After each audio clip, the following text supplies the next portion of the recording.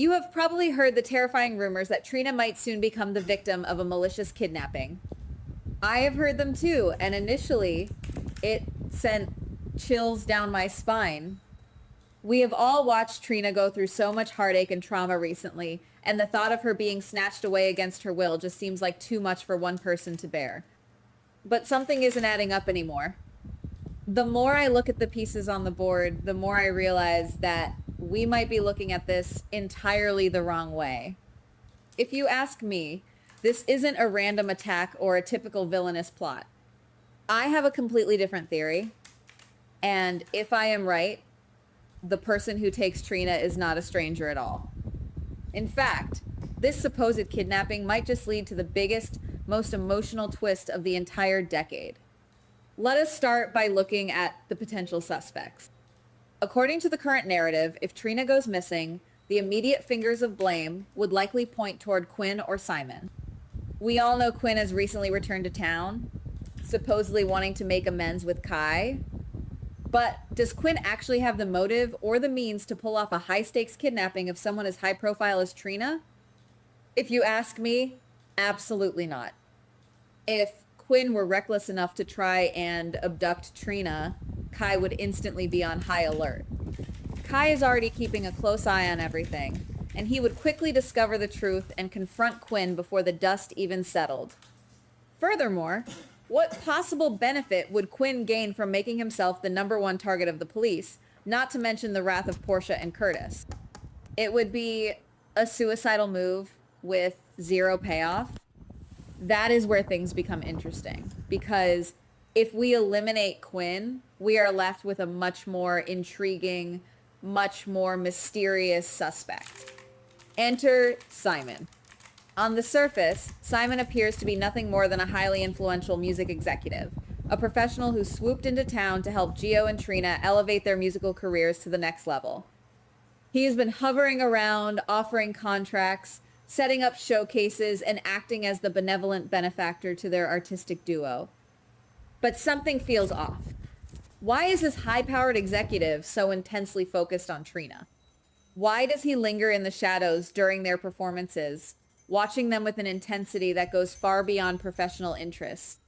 Every time Gio and Trina share a smile, or their hands brush over the sheet music, the camera catches Simon watching with a dark, unreadable expression. It may not be a coincidence.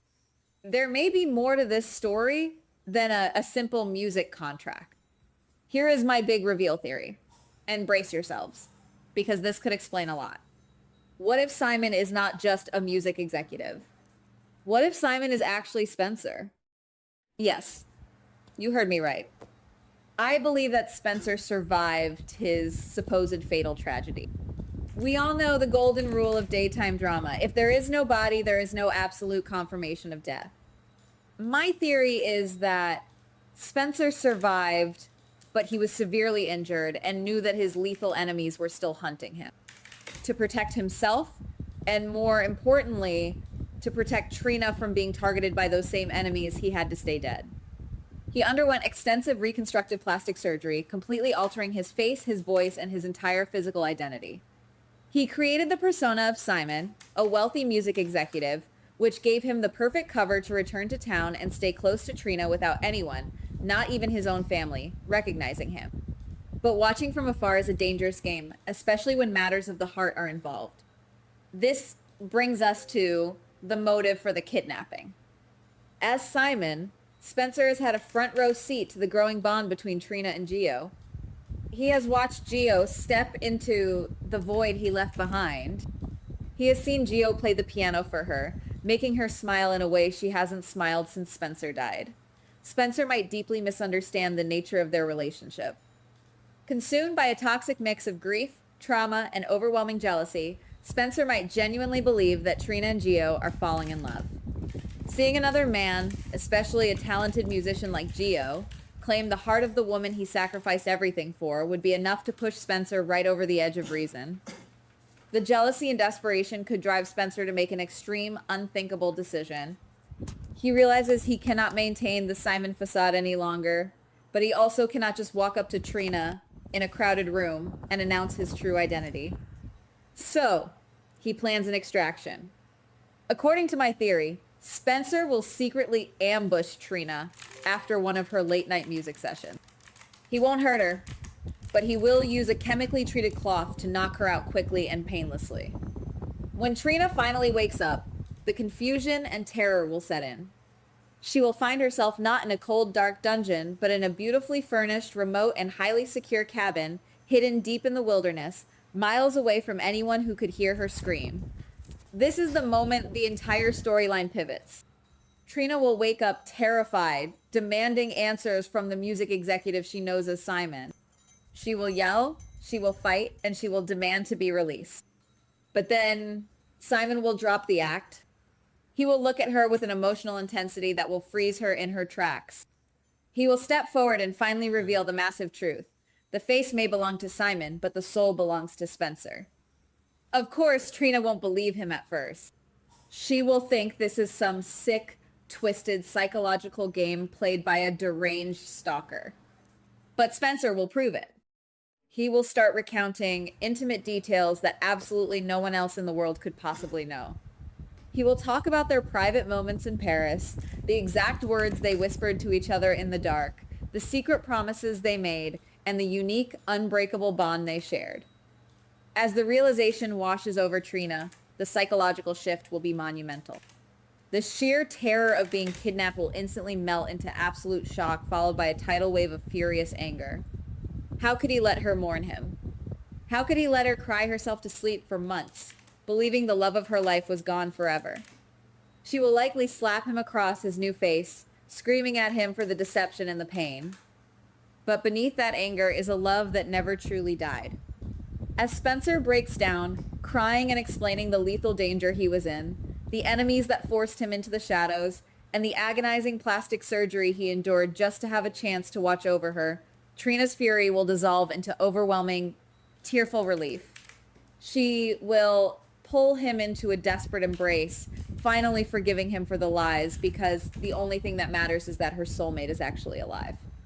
If you think they will immediately rush back to the city to announce the good news, think again. That is where things become interesting.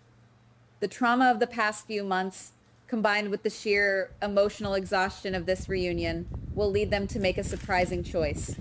Trina will not try to escape. In fact, she will actively choose to stay in that remote cabin with Spencer. What started as a terrifying kidnapping will seamlessly transition into a voluntary, deeply romantic isolation. They will spend months hidden away from the world, completely off the grid, taking the time to heal their broken hearts and rebuild their fractured relationship. In this secluded paradise, away from the prying eyes of Portia, Curtis, and the rest of their complicated families, they will rediscover each other. During this extended period of hiding, their bond will grow stronger than ever before. I firmly believe that in the quiet isolation of that cabin, they will decide to make the ultimate commitment. Without a priest, without a grand audience, and without any family interference, Spencer and Trina will secretly exchange vows. They will become husband and wife in the eyes of the universe, sealing their love in a private ceremony surrounded only by nature. It will be a beautifully tragic and romantic chapter in their epic love story, a time when they belong only to each other. But they cannot hide from reality forever, and the universe has a funny way of forcing people out of the shadows. The ultimate twist, the big game changer in my theory, is that during their months in isolation, Trina will begin to experience some unexpected physical changes. She will soon realize that she is pregnant, a baby. She is carrying Spencer's child. This massive revelation will change their entire perspective. They will realize that they cannot raise a child in a remote cabin, constantly looking over their shoulder. They need access to proper medical care. They need a safe environment. And despite the complications, they want their child to know their family. The pregnancy will be the catalyst that forces them to finally pack their bags and return to the chaotic world they left behind. When they finally make their grand return to the city, the shockwaves will be felt by everyone. But they will not tell the truth about the kidnapping. They will concoct a brilliant, airtight cover story, Trina will confidently look her frantic parents in the eye and declare that she was never kidnapped at all. She will claim that she was simply overwhelmed by her grief, the pressure of her music career, and the sudden attention from Simon. She will say that she decided to take a spontaneous, extended vacation to travel and clear her head. And then she will drop the ultimate bombshell. During her travels, she fell deeply in love with Simon. They got married, and they are now expecting a baby. The narrative of a violent kidnapping will be completely buried, denied by the supposed victim herself, all to protect the new, fragile life they have built together. The aftermath of this massive lie will be absolutely explosive. Think about the people who will be affected by this. Gio, who had been holding out hope that his musical connection with Trina was blossoming into true romance, will be utterly heartbroken. He will have to stand by and watch the woman he was falling for introduce another man as her husband and the father of her child, completely unaware that this man is the very ghost that haunted Trina's heart. Gio will lose everything he hoped for, and his musical inspiration might turn into deep, bitter sorrow. Then we have Portia and Curtis. Portia has always been fiercely protective of Trina, and she never fully trusted Spencer to begin with. Imagine her reaction when Trina returns after months of agonizing silence, holding the hand of a strange, older music executive named Simon, claiming to be married and pregnant. Portia will be highly suspicious. She will interrogate Simon, trying to find the cracks in his story. Curtis will likely launch his own private investigation into Simon's background, trying to figure out who this man really is and where he came from. The tension in the family dynamic will be off the charts, as Spencer, wearing his new face, has to sit across the dinner table from Portia and Curtis, pretending to be a stranger while knowing all of their deepest family secrets. We may be looking at the beginning of something huge, guys. The truth could be closer than anyone realizes, and someone may not be ready for what is coming next. If the writers are truly heading in this direction, it will be a masterclass in soap opera storytelling. It takes a rumored tragedy and flips it into a story of survival, secret identities, and an epic romance rekindled in the most unconventional way possible. The transformation of Simon into Spencer would not only bring back a legacy character in a fresh, exciting way, but also launch a brand new, highly complicated chapter for everyone involved. Keep your eyes peeled on Simon's every move. Watch how he looks at Trina. And remember, in this town, a secret is always just one stolen glance away from being exposed. Let me know in the comments if you think Simon is hiding a Cassadine soul behind that executive mask. Goodbye. Please like, subscribe, and comment on the GH Spoilers Daily channel.